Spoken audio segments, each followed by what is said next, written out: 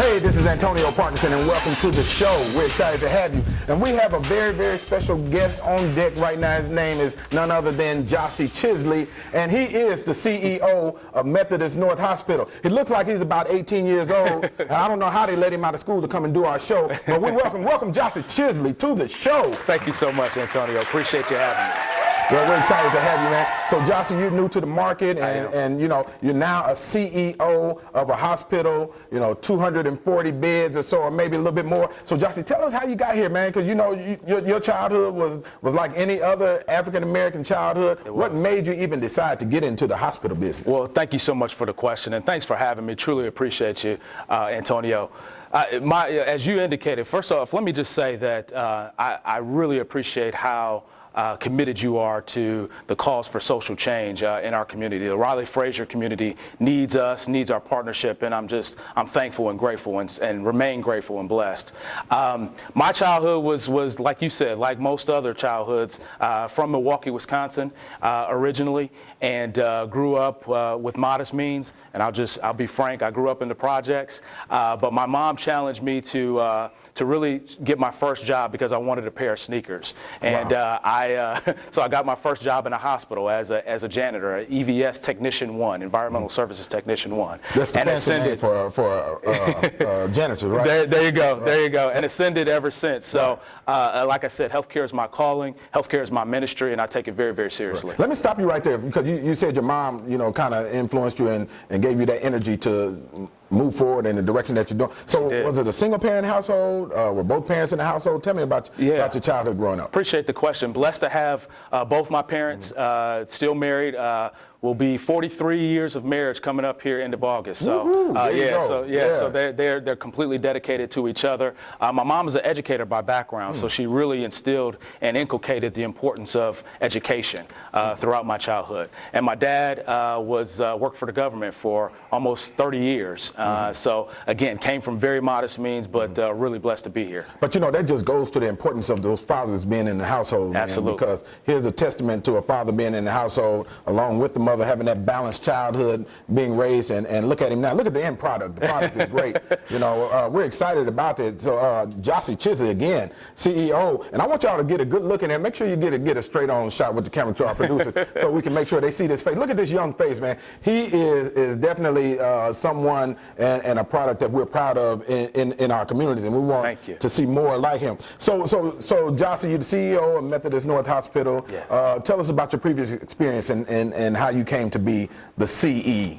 Well, thank you so much. It all started for me, really aspiring to be like a mentor of mine, and I stand on the shoulders of so many great individuals, men, women, my parents included. So with that said, I got an opportunity to engage in a program called the W.E.B. Du Bois Program for Boys, and I was paired with a mentor who was a physician, an OB/GYN physician who delivered babies, and he really had a profound impact on me, and I wanted to follow in his footsteps. So wanting to be aspiring like him, and I really sort of looked up to him and wanted to be in medicine. So going to college, went to Morehouse College just like him, thinking that I wanted to be a physician. And then my junior year sort of did a course correction because I wanted to affect more people in a broader sense. That's interesting. Let me pause you right there, because please. I don't want to get too far from the mentorship piece. And think, at the time you were thinking like a child, I want to get a pair of sneakers. Absolutely. So you got into the business, the hospital business at the base level. Very base.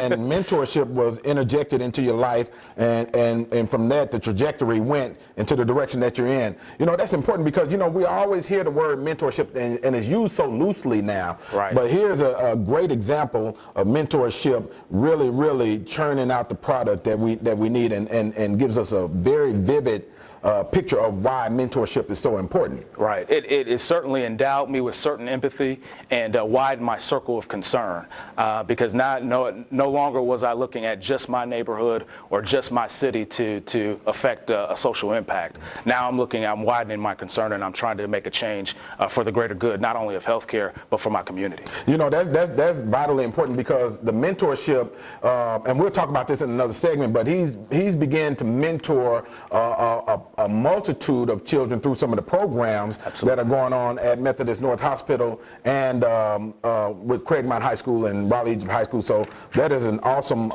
testament.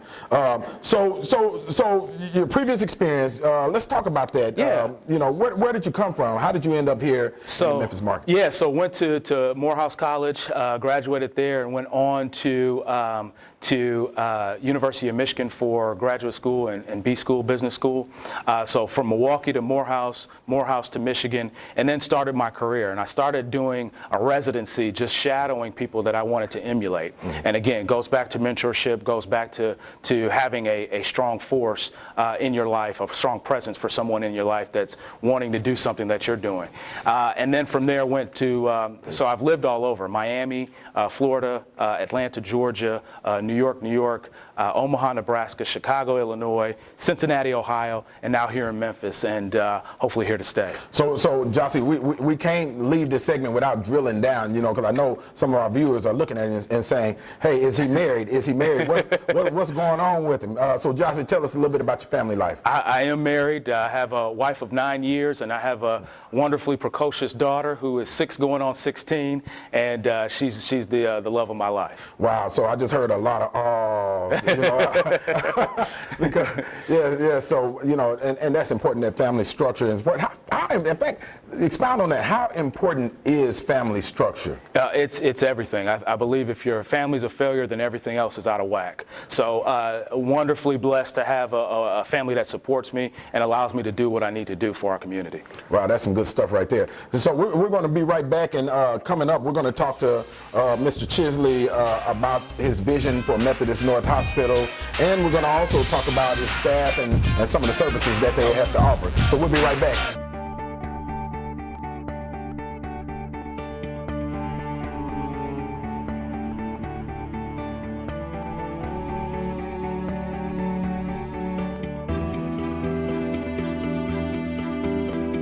Please support the Fresh Starts Community Baby Shower through your donation of a new baby item. I am State Representative Antonio Parkinson, and this is Kalani, and we approve this message.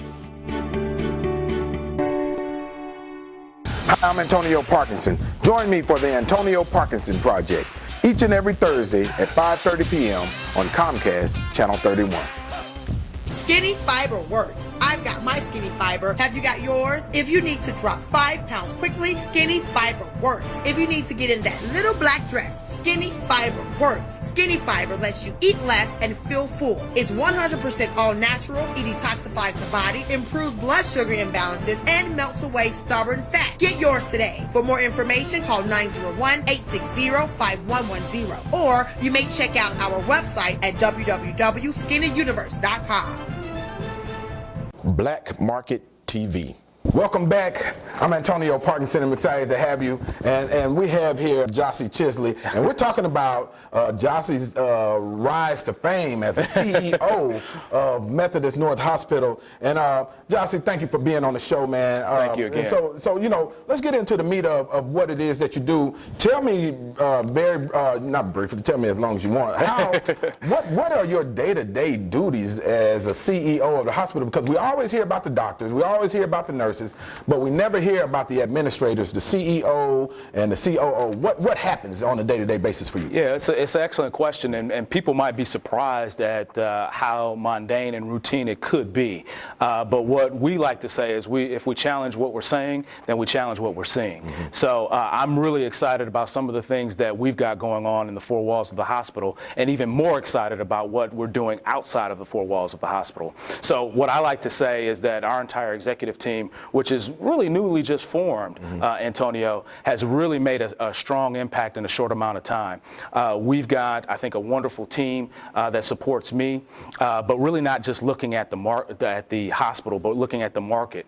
And I'm not too worried about their positions, but I am worried about their passion. And I think they've got the right passion to really affect some wonderful things here in the market. Go ahead. So what the day-to-day responsibilities for you, and it has to be tremendous because you're 240 beds, am I correct? 260 260, license, okay, I was yes. minimizing. Y'all forgive me, executive team at Methodist North and all the working people, because so that many beds, and so you're responsible for all of those lives that come through there. Correct.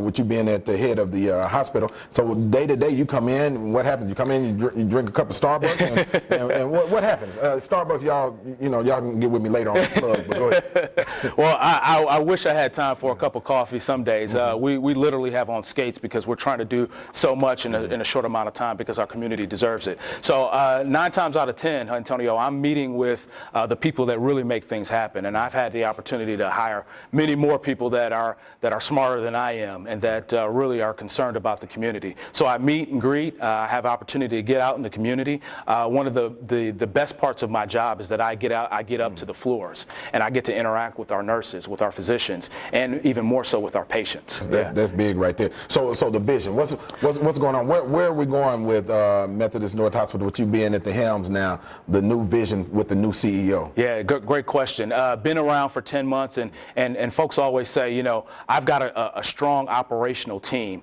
led by Jonathan Watkins and Dr. Florence Jones and others. So that gives me the opportunity, or affords me the opportunity to set the vision and execute the vision. And we're really, the Bible says, if there's no vision, the people will perish. That's right. So I really want to make sure that vision is not only stated, but that we're working toward it. And it's really based on what I call the GAP principle: growth, accountability, and pride. So GAP is no longer a cool store where you buy a shirt and a pair of pants. Right. It's really a principle that we're trying to influence and make social change for the good of our community. Oh, wow. So we've paired ourselves, all the administrators have paired themselves with physicians, and we sort of call it the dyad model.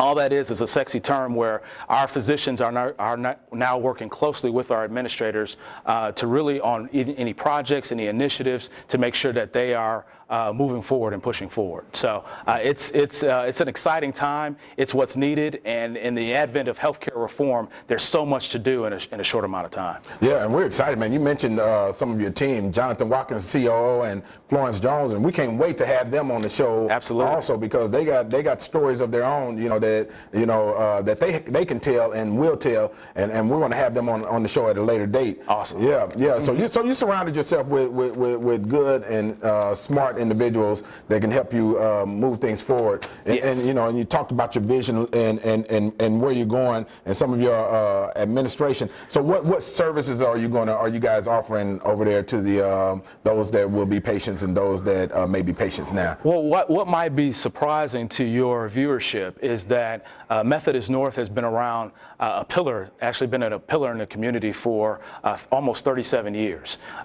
It's a wonderful institution that not just only houses sick people. Now we're truly trying to promote wellness. Wow. So we've got the busiest and I think the best ED in the region. Many people don't even know that we almost saw 70,000 visits, 70,000 people in and throughout our ED last year. And let me jump in there. So ED, emergency department, so that's the emergency room. Thank you. I'm learning all of this. Yeah, this medical terminology. Yeah, alphabet soup. I apologize. Right. You hang around with these administrators and you learn medical terminology, EDs and ACAs, but go ahead though. Absolutely. So one of the things that really helps us with that is that we get to see exactly what the community needs, because the emergency department is our front door. So being the busiest in the region, and for a hospital our size, 70,000 visits, that's a lot.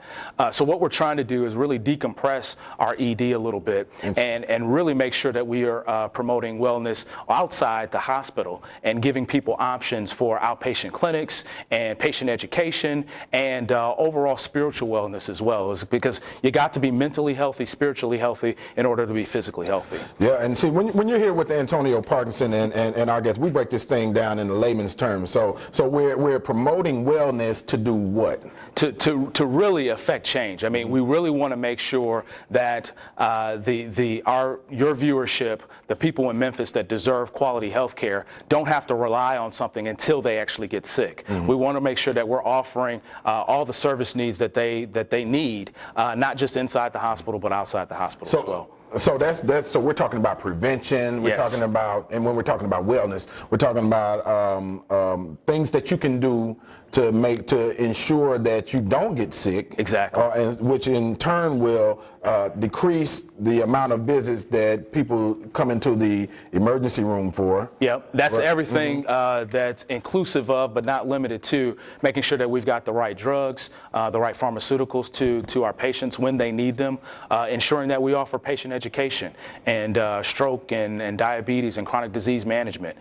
We really want to make sure that our physicians are just as visible as our executive team. So making sure that they're outside promoting wellness as well. I think once you become informed, you're that much more aware, and awareness is the underbelly or the fundamental organic growth engine that really helps us execute our mission. So intervention is the big thing. That's interesting. So what you have is 70. It was a 70,000. Almost 70,000 last year. We'll top that this year. We're estimating it'll be about 72,000 visits throughout our ED this year. So almost 72,000 visits to the emergency room at Methodist North Hospital. Yes. So all of those visits cannot possibly be worthy of coming to an emergency room. Right. So tell us about that, and how can we educate our public, our viewers, in regards to what's an emergency and what is not an emergency? Well, great question, Antonio. The most expensive care in the hospital really occurs in two areas. One is the ICU, the intensive care unit. The other, probably most expensive care being offered, is in our emergency department. So we really want to make sure that we decompress that a little bit. And everybody that comes through our doors, not only are they welcome, but we have a responsibility to treat. So we really want to make sure that if you're coming for the most minor of things, or if you're really in need of services, that you will get them at Methodist North. But with that said, we want to make sure that we also have those service offerings so that we can induce some sort of prevention tactics as well on the outpatient side, finding medical homes for individuals and making sure that we have primary care physicians in and throughout the community in strategic locations so that they can take care of their needs. But we see everything from in the ED, from in our emergency department, from needing prescriptions filled to stroke and something as serious as a heart attack. Right, and so, but some of these visits can be taken care of in other places like the Methodist, their minor meds. Right. Yep, absolutely, and that's what we're working to establish. We really want to make sure that our hospital remains the hub, but then we have those spokes, sort of hub and spoke model, to really affect change. Okay, so if you can give me an example of what would be considered a non-emergency room visit. Yeah, anything from having your prescriptions refilled, or to even a minor cold or the sniffles. Even if you have the flu, we can treat that on an outpatient basis. That there are emergency rooms should be utilized for accidents and things of that nature, and that's where the care is most appropriate. But a lot of things can be taken care of on the outpatient side. Right. And Methodist North, just shifting gears just a little bit, Methodist North is known for its great cardiology department and heart care. So let's expound on that for the rest of this segment. Tell us about where we're going with heart care and cardiology. Sure. So there's four major service lines that we are quote unquote known for in the community, and it really is exciting because these are the four areas that our patients need us most. As you mentioned, cardiac care being number one. Two, we want to really make sure that we establish an emergency medicine service line. Three is orthopedics, and four is general surgery, as our patients get sicker in the advent of the ACA, the Affordable Care Act. But going back to our cardiac care, we offer a full service cardiac program. Everything ranging from simple cardiology and prevention on the outpatient side to CV surgery, open heart surgery. CV is cardiovascular, open heart surgery. So we have a wonderful surgeon in Dr. Ed Owen, who is actually employed by Methodist to make sure that if there's any changes, or if we have to open you up and make sure that your ticker's working, that we've got that capability as well. There's no other hospital in this market, in the northern market, that offers that full range of services from a cardiac perspective. Wow, I need you to repeat that one more time. There's no other hospital, no other institution on the north side of Memphis, in the north side of Memphis market, that offers full range cardiology, and we're blessed to be that institution. Wow, there you go. So if your ticker is not ticking the way it's supposed to tick, you need your heart. You need your heart. And so you should come to Methodist North Hospital to make sure that you're taken care of, because there's no other hospital in the north part of the Memphis metro market that offers those services. Full range. Wow, absolutely. That's important. That's important for our public to know, because we are ground zero for stroke, diabetes, some of the other heart disease in the state of Tennessee, based on our diet, probably, and our lack of exercise in some cases, here in Memphis, because we eat a lot of barbecue right here in the Memphis market. But that's good. That's good for our public to know, and we want to make sure that they utilize these services. So what we're going to do, when we come back, we're going to talk just a little bit, spend a couple minutes if we can, on the Affordable Care Act and how it affects those emergency rooms, and we want to expound on that, so our viewing public will understand what it takes and how much thought and vision it takes to run a hospital in these days. So it's a different time for us, and I just heard that the governor is considering the expansion of Medicaid in Tennessee this morning. So that's a big deal. Yes. So we'll be right back. Black Market TV.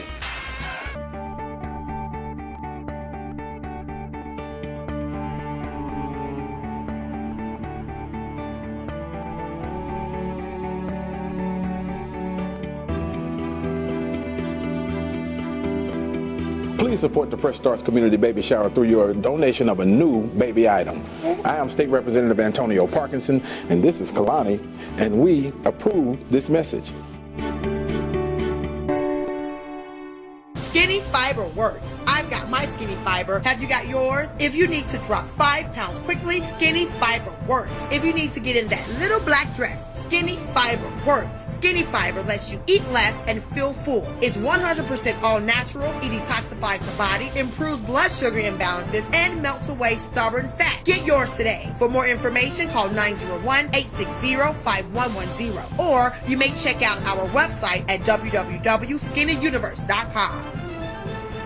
Is your event powered by Black Market Strategies? Theirs was Black Market Strategies, the new face of urban marketing. Let us plan your next big event or design that special flyer. Black Market Strategies specializes in street team deployment, flyer distribution, target marketing, product and event promotions, marketing and brand awareness, campaigns and election strategies. But wait, there's more. Media relations and solutions, business strategies, community marketing. We promote people, product, events, and brands. Is your event powered by Black Market Strategies? Give us a call today. 901-379-9101. Black Market TV. Welcome back. I'm Antonio Parkinson, and we have on air with us none other than Jossie Chisley, CEO of Methodist North Hospital. That's right. And Jossie, let's jump back in because we're running out of time here. Sure. But the governor, it came across my phone this morning that the governor was considering expansion of Medicaid, and I want to give him a standing ovation for that. In fact, y'all clap for that.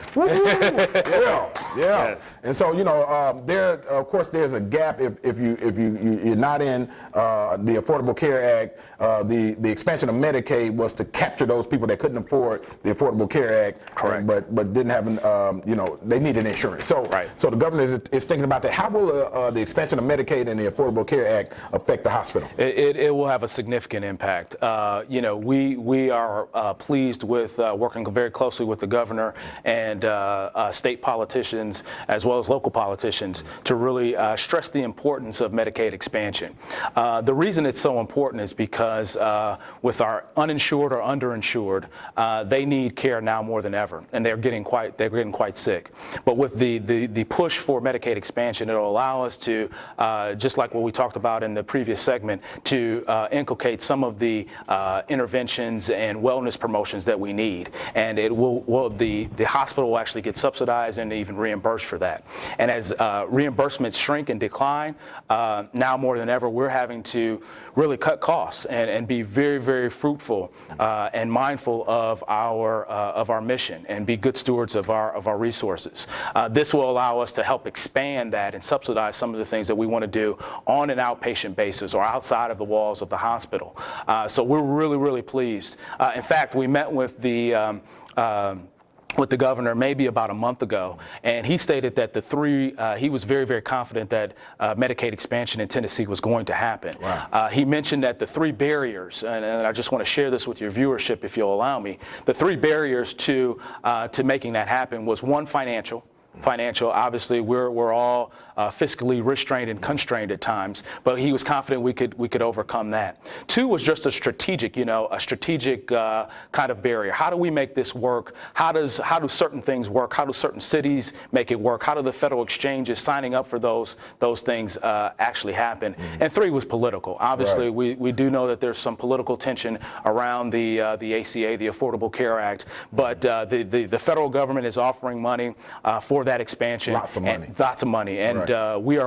Tennessee is one of 24 states that has yet to expand Medicaid. So right. when that happens, I think our patient population, which is very, very large within the North community, will be the beneficiaries for it. Wow, that's big, because some hospitals are actually closing. Yes. Because of the lack of expansion of Medicaid. And, yes. and basically it boils down to this. The hospitals will be able to get paid for their services that they offer to the patients, and we need that because these hospitals, they can operate in the red, and some of them are closing. Right. Plain and simple. And these people need these medical services, or the access to medical services drastically. Absolutely. And we had a hospital in Crittenden County closed, one in I think Hayward County or Brownsville or somewhere that closed. Yes. And that's a hard hit, both economically and when it comes to access to medical care. Right. And there's an economic component too, also, Antonio. We're the largest employer within our market. Right. So us and Nike are the largest employers, and we're really grateful and thankful to be in that position and have the backing of Methodist Le Bonheur Healthcare. But to your point, a lot of the more independent institutions, are closing, and it's because of shrinking reimbursements. This will afford us the opportunity to really expand our mission, and that's what we're all about. Most businesses have a 2%, about a 15 to 20% operating margin, just meaning that they're making a profit in excess of 15 to 20%. Ours is more like 1 to 2%, and it's because we're really promoting wellness, and every dime that we make, we're putting back into the community. Right, that's big. How many people do you employ, real quick? We are 1,219 strong, so we say that we have 1,219 EVS, environmental services technicians. We have 1,219 ambassadors, 1,219 stewards of our mission. So I'm blessed to lead that entire organization and that mission. Jossie Chisley, we'll be back. We'll close the show out here in just a second with the last segment with Jossie Chisley, CEO, Methodist North Hospital. Woo-hoo!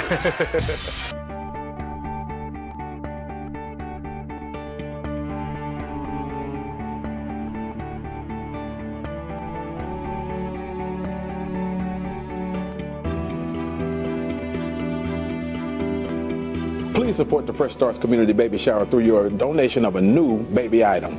I am State Representative Antonio Parkinson, and this is Kalani, and we approve this message. Skinny Fiber works. I've got my Skinny Fiber. Have you got yours? If you need to drop 5 pounds quickly, Skinny Fiber works. If you need to get in that little black dress, Skinny Fiber works. Skinny Fiber lets you eat less and feel full. It's 100% all natural. It detoxifies the body, improves blood sugar imbalances, and melts away stubborn fat. Get yours today. For more information, call 901-860-5110. Or you may check out our website at www.skinnyuniverse.com. Black Market TV. I'm Antonio Parkinson, and we're back, and thank you for being with us.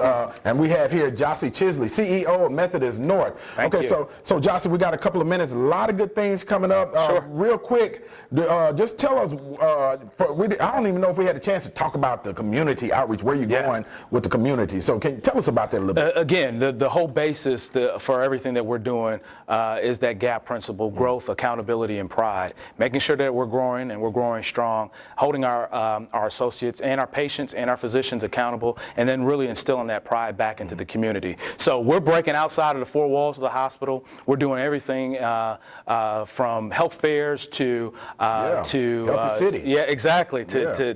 TV shows, to you name it, getting out and doing tours in and throughout our market. So we're excited. We're really excited, and we've got a responsibility not to succeed in silence. We want to really proliferate all the good work that we're doing and our mission and vision and values. Right, that's good. The man said proliferate.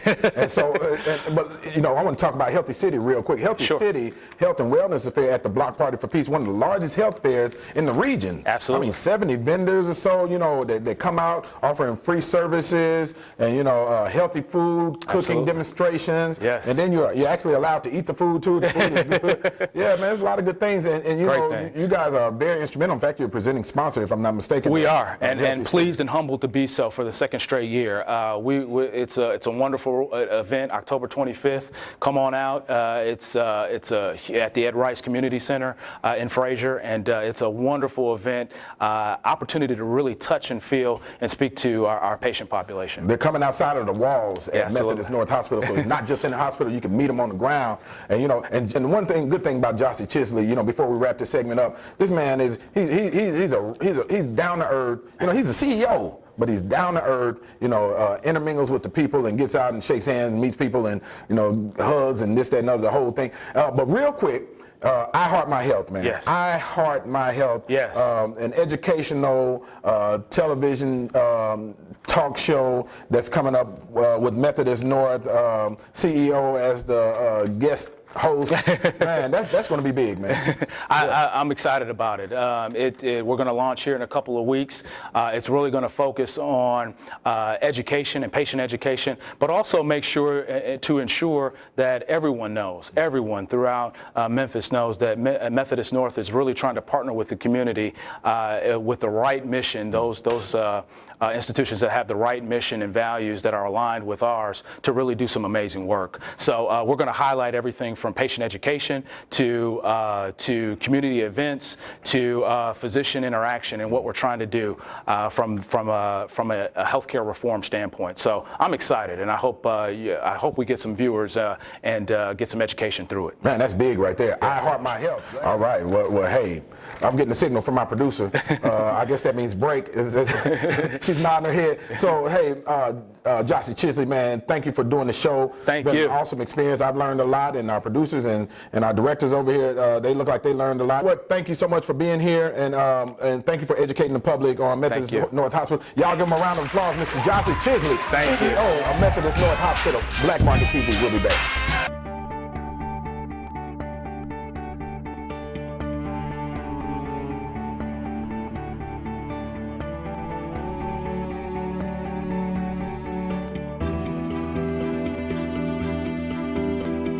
Please support the Fresh Starts Community Baby Shower through your donation of a new baby item. I am State Representative Antonio Parkinson, and this is Kalani, and we approve this message. Is your event powered by Black Market Strategies? Theirs was Black Market Strategies, the new face of urban marketing. Let us plan your next big event or design that special flyer. Black Market Strategies specializes in street team deployment, flyer distribution, target marketing, product and event promotions, marketing and brand awareness, campaigns and election strategies. But wait, there's more. Media relations and solutions, business strategies, community marketing. We promote people, product, events, and brands. Is your event powered by Black Market Strategies? Give us a call today. 901-379-9101. Black Market TV. Hi, I'm Antonio Parkinson. Welcome back to the show. And we have our new guest here. None other than, I mean, you know, his greatness supersedes him. None other than Apostle Ricky Floyd, pastor, or co-pastor rather, of Pursuit of God Transformation Center, where they're transforming lives. Pastor Ricky Floyd, welcome to the show.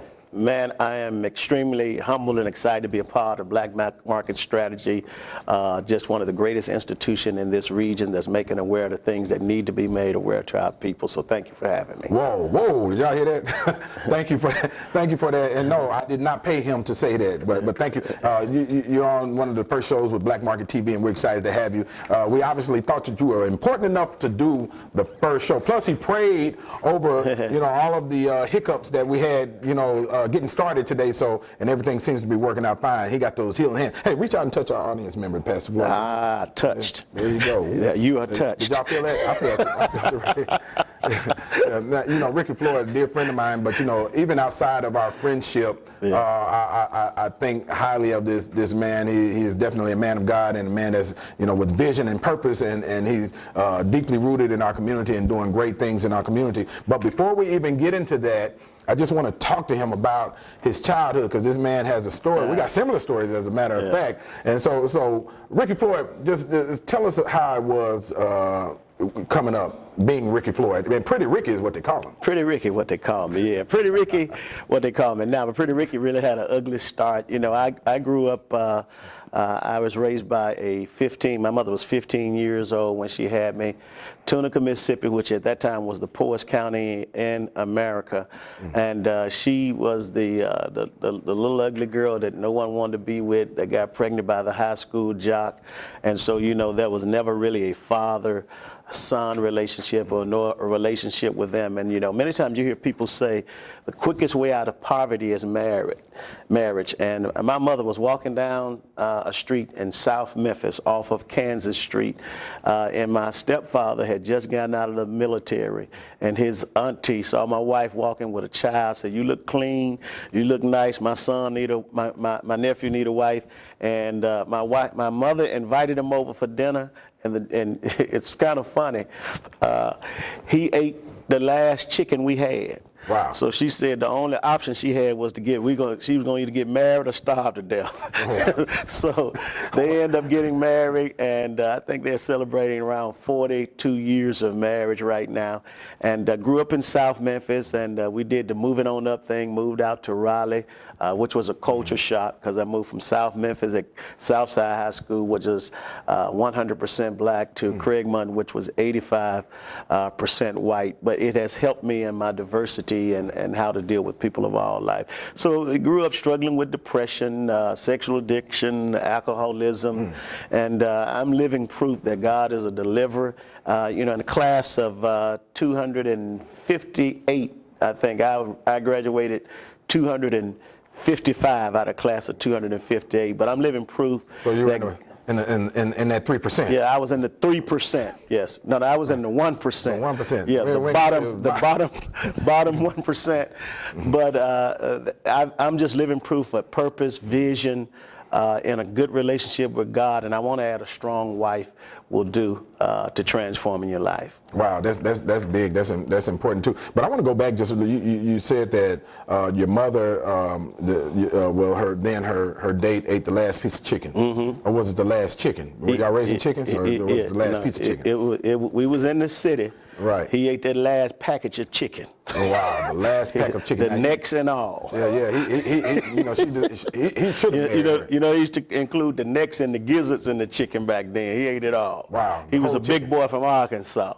The whole chicken. Yeah. Right. Well, that's good. So how old were you when this new individual came into the life of your family? I was probably 1.5, 2 years old, somewhere around that range. Yeah. Right. Right. So your mother at the time was a single mother, and this guy came and. Yeah, and she was a single mother, and touche, it's amazing how I can remember, even back at that time, the neighborhood was infested with drug dealers, prostitutes, and pimp, and I can literally remember people knocking on the door, and my mother would get down and look under the door. And years later, I asked her, what was she looking up under the door? And she said she would look at the shoes and tell if it was a pimp or not. Wow. If it was those knob-nosed Stacey Adams, she knew it was a pimp, and her survival instinct told her not to answer that door then. Wow. Yeah. So she had, through the shoes, she had the discernment of pimps, players, hustlers, and Max. They say you can discern a man by his shoes. Wow. Wow. We gotta make sure we watch the shoes that we wear. Make sure they're the right kind of shoes. Yeah. Wow. And so, you grew up in the stepfather, he was in your life from that point forward. Right. And you spent. He was the perfect example. He was not a hugger. He was not going to sit down and do homework with you, but he was the perfect example of a man getting up, going to work, and probably 40 years on his job.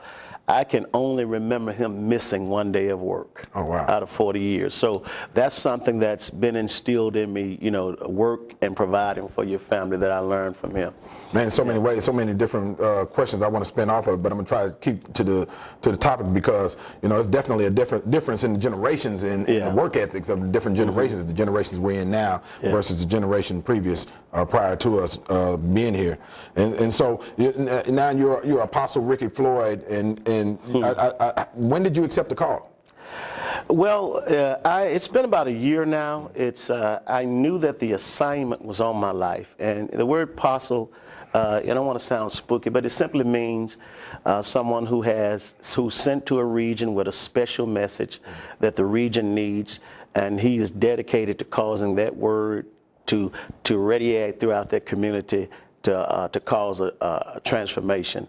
And so I knew that the assignment was on my life probably 5-6 years ago, and just like pastoring, I was not ready to accept that assignment. So I called my spiritual father, Bishop E.L. Warren, out of Quincy, Illinois, and I was asking him for some wisdom and some insight and some things that I can begin to study to prepare for that office. And he told me, you know, your daddy knows best.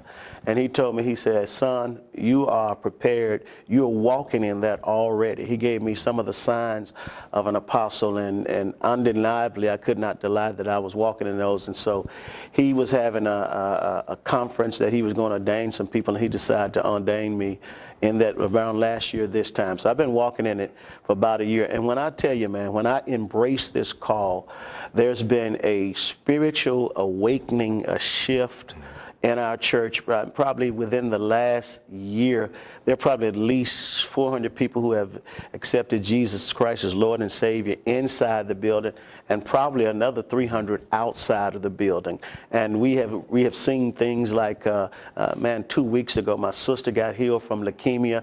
I just posted something on Facebook yesterday where one of the members sent me where they had 3 lumps, and then she went and had a mammogram done. Now they can't find anything. Another lady had cancer. And so it seems like when I embraced the call, the assignment of apostle, the anointing and the power that comes with that office came upon me as well. Wow, that's real big. And I just want to go back a little bit. So many questions I want to ask you. Yeah. Speaking, you just bring more to. But when did you accept the call to preach? Yeah. Or teach? Well, you know, a lot of people say beginning. I've been called, and when people come to me and tell me they've been called, I ask, are you called to preach or are you called to minister? Because they're two different things. You know, preaching is easy. You can get on the internet, find a sermon.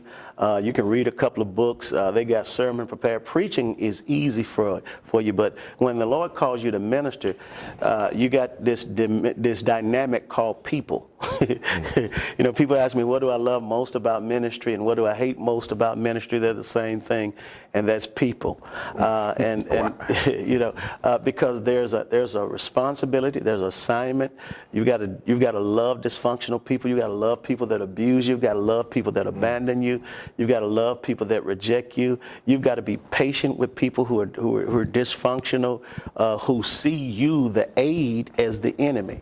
And so because I was my pastor's armor bearer, Pastor Maurice Johnson, Memphis Christian Center, I was his armor bearer. I had seen the unglamorous side of pastoring, and I really had no desire to pastor. I said, let me be an evangelist. Let me tell people how to receive Jesus. Let me show them the love of Jesus, and let me move on, because I understand the pain that came with pastoring. But when did you know? And I mean, is there a specific time, an exact time, or something? Yes. You fell out? What happened? I can. You said, did I fall out? I can literally relate to a specific sign when I said yes to the Lord. I went to what's called the Emmaus community through a program. Emmaus community is where you have a retreat weekend, and it's a spiritual encounter.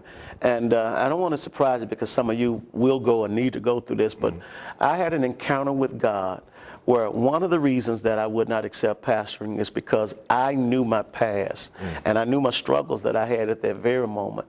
And so I had accepted that I was unworthy of the call. And God literally spoke through my imaginations, through my feelings, and almost a soft voice. He asked me, he said, do you love me? And I said, yes, God, I love you. He said, do you love me enough that you will allow the love that you have for me to overflow to your people? And I said, yes, God, I can do that. And then he said, then I'll accept you as a pastor. And so one of the things, Touche, you've been to the Pursuit of God Transformation Center. One thing that I said, you know, we may not be in the best location, may not have the best choir, and all those things improve, and may not have the best building. I may not be the best preacher, but when someone leaves, not leaves, but when they step on our premise, we want them to have an encounter of God's love like they've never experienced before. And that's the reason that we're seeing these manifestations, is because faith worketh by love. So that encounter when God told me, you're worthy. Now he said, you're worthy with me. He said, now without me, you as a filthy rag. So as long as I stay with God, as long as I stay under God's grace, as long as I stay in God's vision, then I'm worthy of assignment. And so that's the moment that I had when I really embraced who I was in the body of Christ. Wow, that's big. So we're here at Black Market TV. This is Antonio Parkinson, and we're going to be right back. And we're going to talk about the vision that Apostle Floyd has for his church, his community. And we also want to talk about the beginnings, the humble beginnings of his church, and any setbacks that he may have encountered. So we'll be right back. Black Market TV.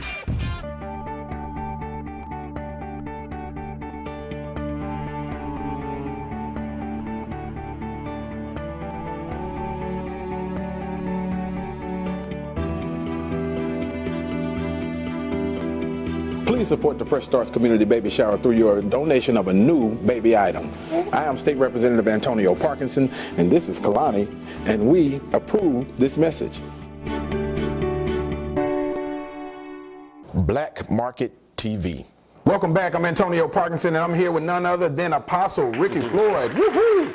Apostle Floyd in the building with Black Market TV, and we just talked about his calling and when he received that call and what it was like. I asked him, did he pick himself back up off the floor after he got called? He got smacked down by the Lord. I don't know, but he is here, and he's spreading the word of the good word and good news of the gospel of Jesus Christ. So. Apostle Floyd. Yes, sir. Tell us about the church or about your congregation in the very beginning. Well, it's interesting because, again, I never wanted to pastor. And the Lord told me, he said, take a year and convince your family. Make sure that your family is convinced that you're a man of God before you try to convince the world that you're a man of God. Let me pause you right there. How important is that? How important is that? That is, as I look back over my life, in ministry, that is the best decision that I have ever made in my life. It was hard at the time. It didn't make sense. A lot of people questioned me, persecuted me about that. But that by far, and let me tell you the results of it. My wife and all of my children are very active in ministry right now. My children, ages 15, 18, and 25, beat me to church every Sunday, and they're there after I leave every Sunday because they're excited about ministry. They're not there just because I'm the pastor and they got to be there to save face. All of my children are holding some form of capacity in ministry, and 2 out of 3 don't get any kind of revenue from the church for doing so. It's just a heart issue. They've bought into the vision. So that year that I sold my family into the vision, sold them on the visionary, and sold them on the voice of God, was the best investment I've ever made in my life. Wow. So the church in the beginning, how many members? How did it start? We started in the living room with my wife and my 3 children. And the funny thing, Dr. Parkinson, is my mother-in-law lived with us for free, and she was going to another church. Oh, come on, Ma. The least you can do is and I did not pressure her because we were not a church at that time. I did not pressure her, but she came one morning. She lived upstairs, and she came one morning saw me in the living room floor, just praying and weeping and worshiping before the Lord. And she said, "This boy's serious." And so mother-in-law came and started to worship, and she was our first $10,000 donor. Wow. And we had a guest house on our property. We were able to convert that because of her $10,000. We were able to convert that guest house into a restoration home for a lady who had been on drugs 15 years, who for the first time ever had custody of all 4 of her children, for the first time ever opened a checking account, and for the first time ever was able to maintain a job for a year. And all that happened because Mama saw me praying. Wow. And sold that $10,000. She sold that $10,000 seed. Yes. So how long had Mom been holding on to that $10,000? We don't have to answer that. You know, we don't want to. I'm not going to even ask what she had planned to do with that $10,000 before she sold it. Yeah. We're not going to ask that though. But the kingdom had need for it. Kingdom needed that 10,000. Yeah. 10,000 strong. 10 stacks. Shout out to mother-in-law. Yeah. Mother-in-law, I need 10,000. I take just 3. Yeah. 3 stacks. Yeah. Yeah. But that's good. So how many members was it again? It started out with me, my wife, and my children. Right. And again, the Lord told me, he said, do not recruit people, do not ask people to come. He said, but if they come, do not turn them away. And long story short, man, we end up having about 50 people. We had to turn my children's bedroom into a children's church. And so it just got so, and again now, keep in mind, I'm still not one of pastoring yet. And so I found a pastor in Little Rock, Arkansas. He was actually from Muskogee, who was starting a church in Little Rock. I said, man, you don't have to start a church in Little Rock. I got a church for you in Memphis. People showing up, 50 people showing up, they tithe, and all they need is a pastor. And he's looking at me crazy. It's because I did not want a pastor. Wow. And so he pastored the church for about 6 months. And the Lord told me he was going to leave. And 2 weeks later, he left. The Lord said, you cannot let your sheep scattered. And that's when I embraced the call of pastoring. And in the next 90 days, we began to double in size. God afforded me to be able to go full-time in ministry, went on TV broadcasts, and just the rest is history. Wow. We've had an exciting run.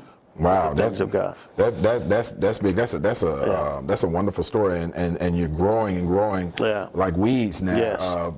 We call it the POG. The POG. Pursuit of God Transformation Center. Yeah. Tell us about setbacks. Were there any setbacks in that in that story at all?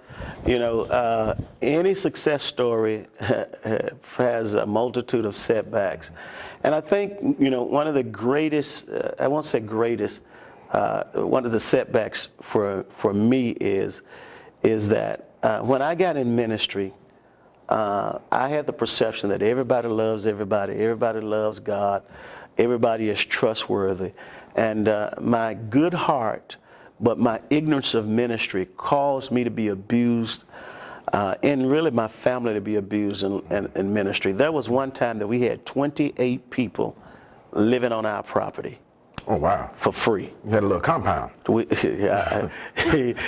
guess I don't like the sound of compound, but I guess that's what you can say it was. We had 28 people living on our property. Out of those 28, only one of them that's not my blood family, which is my mother-in-law, is still active and appreciative in our life.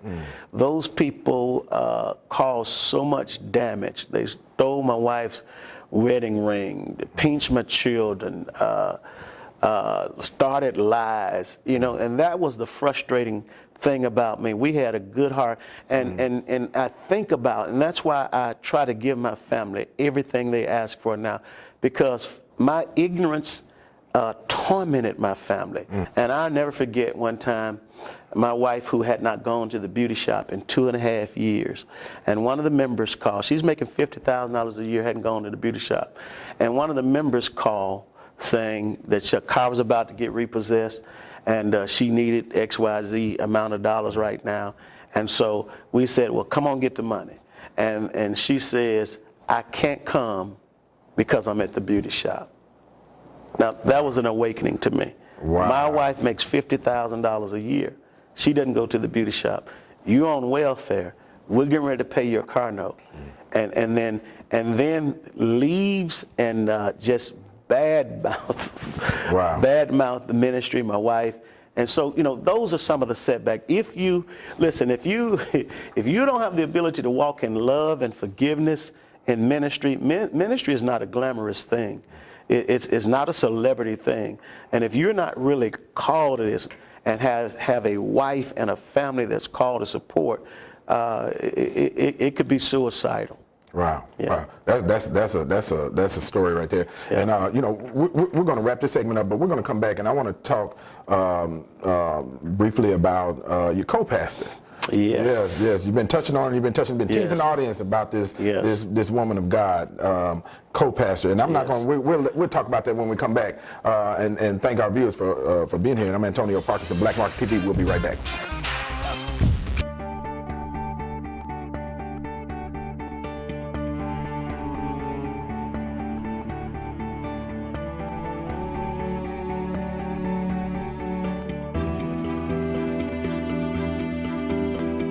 Please support the Fresh Starts Community Baby Shower through your donation of a new baby item. I am State Representative Antonio Parkinson, and this is Kalani, and we approve this message. Hi, I'm Antonio Parkinson. Join me for the Antonio Parkinson Project each and every Thursday at 5:30 p.m. on Comcast Channel 31.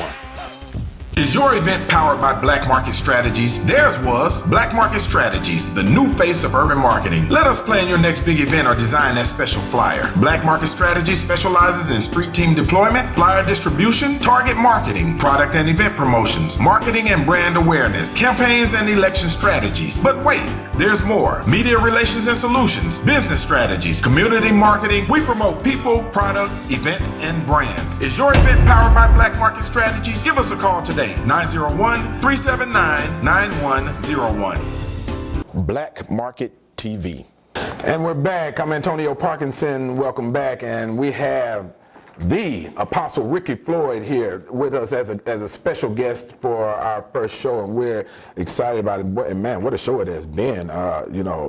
Apostle Floyd telling the story and telling us about some of the things he's gone through, and because this relates to everyday life, whether it's in your career or whether it's in your family, other family members outside of your immediate family. Right. And and to hear you say that you were punishing your family and they were making sacrifices. For that broader vision, and wow, that's sinking in with me anyway, so I hope it's sinking in with our viewers. And so let's talk about a co-pastor. Yeah, look at the smile. See, ding. man, co-pastor is, I oftentimes say, most of the time I say every pastor needs a wife like mine, but I'll go even as far as say every leader needs a woman like Sheila Floyd. I call her Sheila May Floyd. May, that's not her middle name, but my mama's name May, her mother name May, the lady that raised me, Katie May. So if I call you May, that means I really love you. So Sheila May Floyd. Man, Sheila don't call me Antonio. Yeah, please. no, I will not. No, thank you, sir. I know we're cool. I can assure you that. Cool. I might call you Ray, but not May. Man, my wife is the perfect blend of boldness, beauty, and submission. Wow. She has a unique way of displaying the beauty of submission.